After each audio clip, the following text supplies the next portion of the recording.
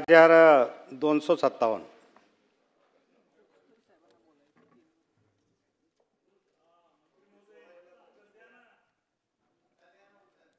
केल्याप्रमाणे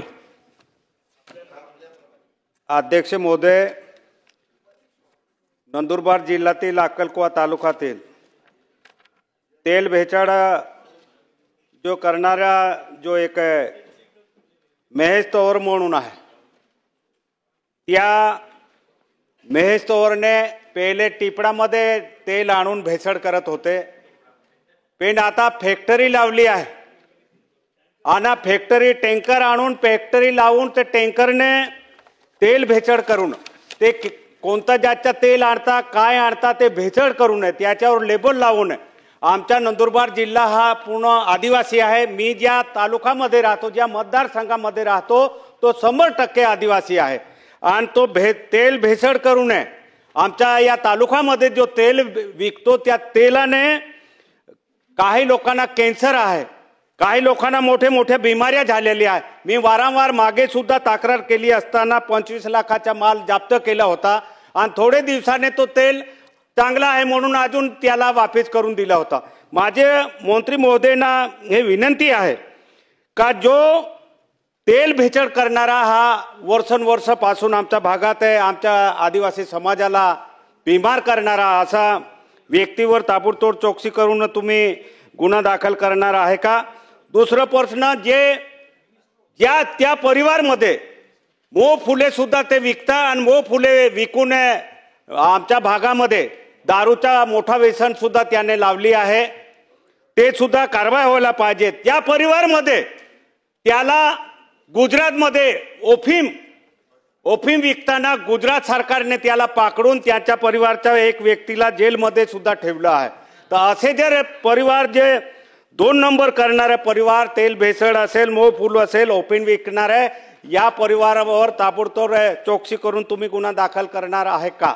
माझे पैसे Incoming voice call from Balu.km waiting on SIM SIM1. अध्यक्ष महोदय, मंत्री महोदयांनी विचारलेला जो काही प्रश्न आहे तो खरा आहे, कारण अच्छा सॉरी अध्यक्ष महोदय, मंत्री महोदयांनी विचारलेला प्रश्न अगदी खरा। आमदार साहेबांनी साहेबांनी विचारलेला प्रश्न खरा आहे का? त्यांना भूमिकेत यायला थोडा वेळ द्याल की नाही? सॉरी बोललो।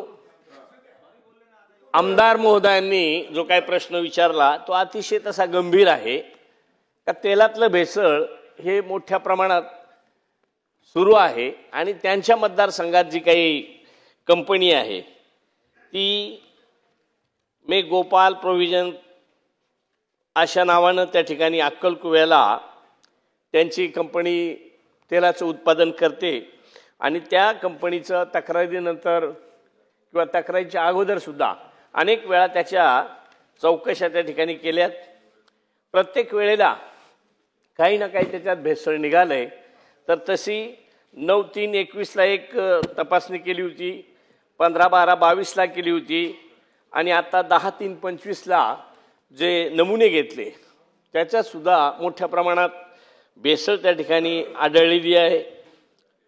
सोयाबीन तेल महिका ब्रँड नावानं त्या ठिकाणी विकला जातो, शेंगदाणा तेल कमला ब्रँड नावाने विकला जातो। त्याचे विश्लेषणासाठी नमुने घेण्यात आले, सदर दोन्ही नमुने योग्य नसल्याचं, कमी दर्जा असल्याचं निदर्शनास आलंय आणि ते जे काही मालक आहेत त्या मालकांवर गुजरात राज्यात सुद्धा अशाच प्रकारच्या चुकीच्या पद्धतीनं जो काही व्यवहार केला जातो त्या संदर्भात त्यांच्यावर गुन्हाही दाखल झालेला आहे।